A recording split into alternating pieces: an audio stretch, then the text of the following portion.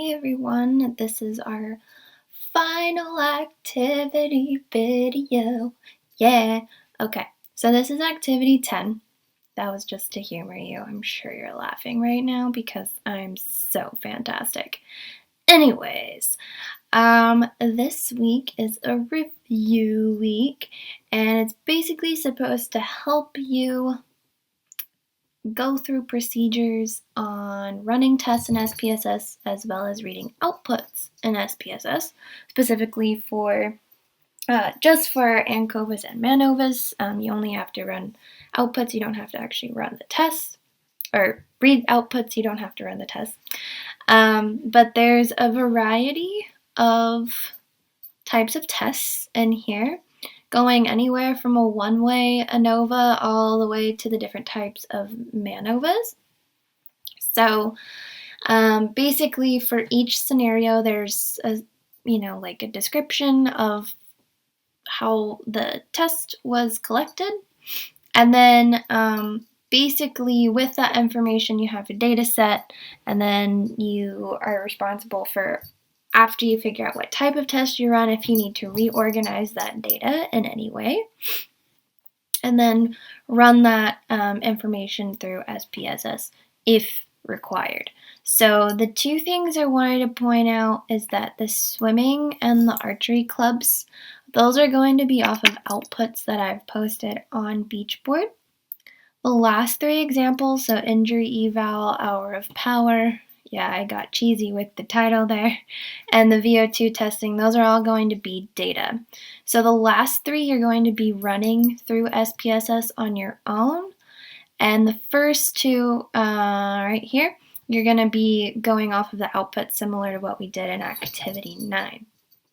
Now, if you do come across an ANCOVA example, again, because there's that high degree of variability on how homogeneity of regression comes out, if that assumption is violated, note that there was a violation with the p-value, and then just continue the analysis similar to what we did last week in activity 9. Okay. But basically, the format of the answer sheet is exactly the same as it was in activity 9, as well as the point distributions.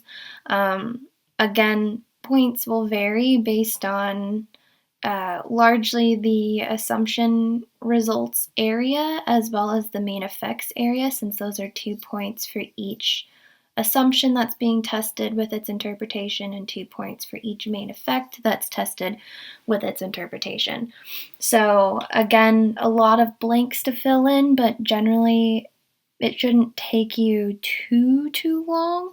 This first part you should be getting pretty good at filling out and identifying independent versus dependent variables and samples. So this part itself shouldn't take you too long. The assumptions and the results and interpretations might take a little bit longer.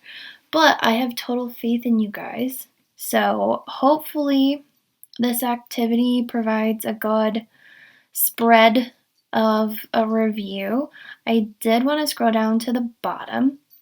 It is a total of 110 points this week, so it's a lot of points. Again, it allows you to miss more questions without a detriment to the grade, but if you save this to the last minute and you don't answer an entire section, that would be equivalent to about 20% off of your grade.